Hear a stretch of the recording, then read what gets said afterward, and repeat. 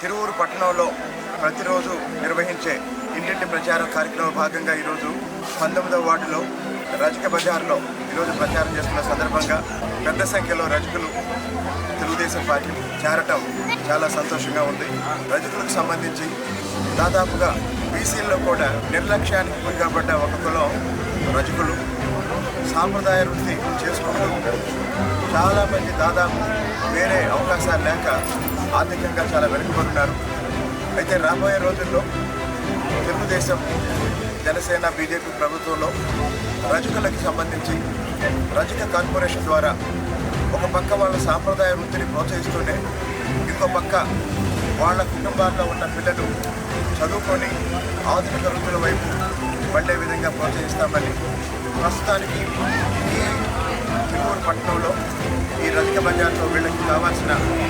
ఒక multipurpose community హాల్ని, అలాగే